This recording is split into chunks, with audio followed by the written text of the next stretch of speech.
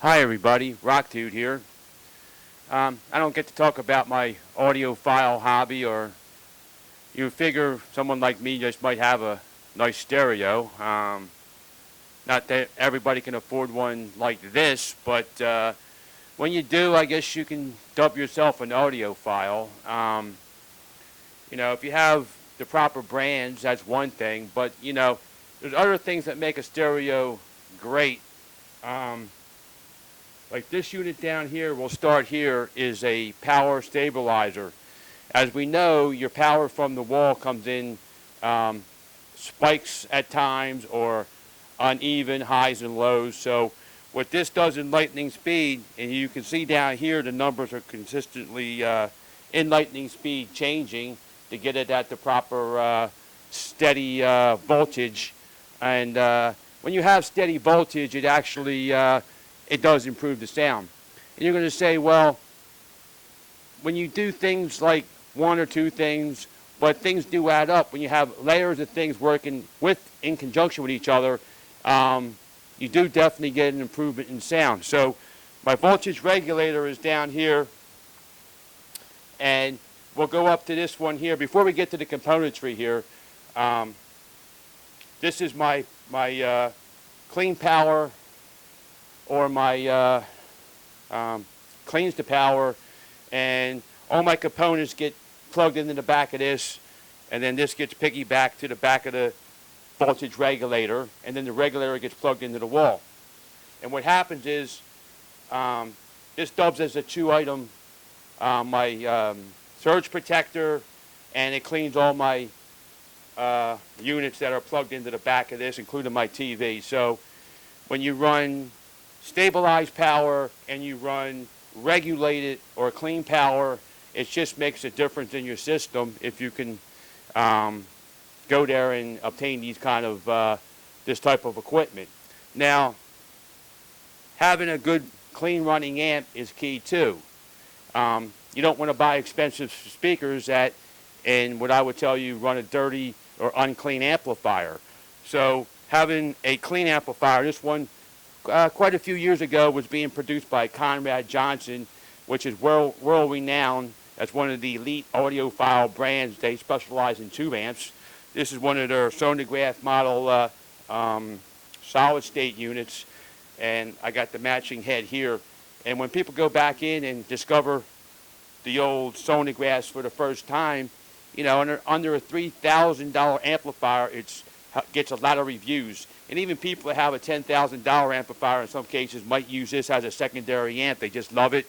And in the price range, it's just a killer amp.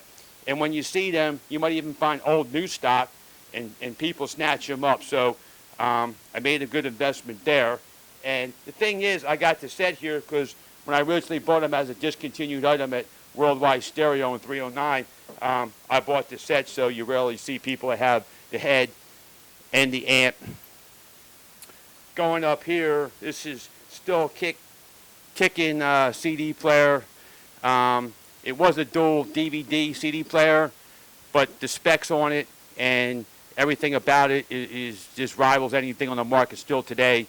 Macintoshes have not only made the last, they've been making amplifiers and equipment since the 40s, one of the elite brands out there. So, the coax cable, we're all in the digital fiber optic cable, and it became obsolete, but it's still a kicking CD player. So all my standard CD players go in here.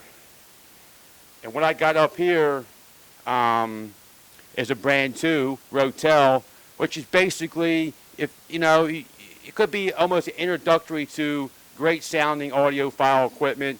They've been around since the 60s in Japan. They're a small manufacturer, and anything under $2,000 I would highly recommend. It's really a winner. I would say under $2,000 is probably the best equipment out there, Rotel. So that's a good brand to remember if you're just starting out in the audiophile world. And this just happens to have an HD CD player. So if you can find CDs that have high definition encoding in them, and it's just applied in the mastering. Some companies did it, and some companies didn't. So if you can find them, they have a little higher frequency range, and they really sound good. And all my friends that hear the HD CDs are like, wow, man, that's really, dynamic range is excellent, and that's what happens there. So yeah, and just a cheaper Blu-ray player. I'm not so much a home theater guy, so I don't necessarily have to have an expensive Blu-ray player. Next to me here, behind me, is a 70-inch Sharp, and it rocks when I want it to. So I run that with a sound bar. But I'm an old-fashioned 2-channel guy, so eventually I'm going to get my. And this was a nice find too. I made a trade deal for this, and at the DP 1200 Denon turntable, circuit like 82. The plexiglass hood, non-scratched. You rarely find the plexiglass hoods that aren't scratched up, and the wood base is in perfect condition. It's just an awesome condition, and I'm hoping to get that running soon. But to get a turntable running, it can lead into a lot of money for a cartridge, the stylus and all that stuff. But then you have to have a serious turntable mechanic, and I wouldn't trust nobody but somebody who really knows what they're doing. But you really have to balance and calibrate the tone arm. That way it plays right across the platter in each groove. That way you won't damage the needle or damage the expensive vinyls that you buy, or a rare vinyl that you might want to play. So I'll leave all that up to the expert, and that'll be the next thing that I get running is the Denon up here. I'm glad I found that, because you can, there's a lot of nice turntables in the market, but you're getting up to $3,000 if you want a really serious turntable in today's market. So this vintage turntable was made in the golden age of turntables back in the peak of when they were making them in the early 80s, and that is super weighted, super stable, everything you want in a turntable. So, and what Conrad Johnson did, they made their solid state to kind of mimic what their tube amps sound like. So really, if you're an audiophile guy, you would want a tube amp to run your turntable, which is, a lot of money to get involved with. So really a sleeper. I don't even know if Conrad Johnson makes their solid states anymore. It might be McCormick's is making it for them. I'm not sure of that. Anybody knows anything further about the sonograph units, please chime in and let me know. So having really good cables for your speaker cables for your speakers is the way to go. And all your components, all the connector cables for your components, which is classified as the hardware, is a good way to go too, because when you do everything in layers and make a complete system like I have, the sound quality is great. And the thing about the unit here, the surge protector and clean power head here, it has one button on and one button out, which is key, especially if you have expensive equipment.